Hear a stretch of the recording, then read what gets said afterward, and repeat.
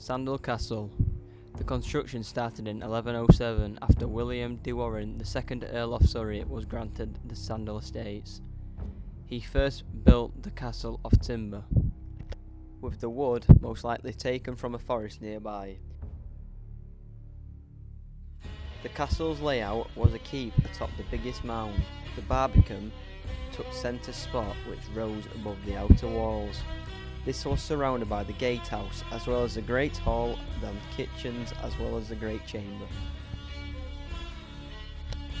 However, after his support for William Curthose against Henry I, William was banished. His granddaughter remained at the castle, and her second husband, Hamlin, who took the Warren name, was the one who started replacing the timber fortifications with stone. After many years and the death of many descendants, the castle and land was eventually passed to Edward III. He gave the castle to his fifth son, Edmund, but he rarely stayed there and left it in the hands of the stewards. The Battle of Wakefield. This took place during the War of the Roses, which was fought between York and Lancaster. The Battle of Wakefield started after Richard Plantagenet, who recently became king, rode to Sandal. It was either to cement his position as king or counter the Lancaster descent. He had an army of around 3,000 to 8,000 men.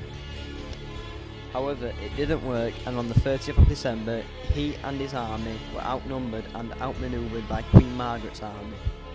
The battle was a brutal affair, which ended in a crushing defeat for Richard and resulted in the death of him and his son. The castle's last brush with royalty came in the form of Richard III after he chose it as a northern base. He ordered for major investments to take place, but it was short-lived after his death in the Battle of Bosworth in 1485. The castle was maintained for a while before falling into ruin, especially after the construction of Wakefield Prison, which used some of the castle's stone.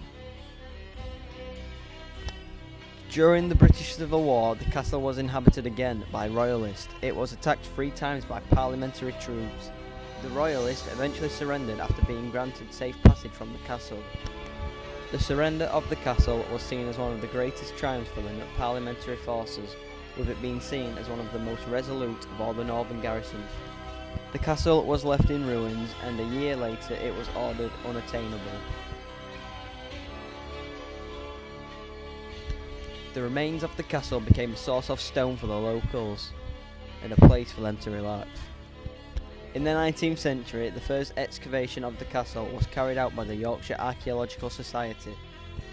In 1964, a more detailed project began as part of an education programme, but after 100 volunteers turned up, a rigorous excavation was carried out.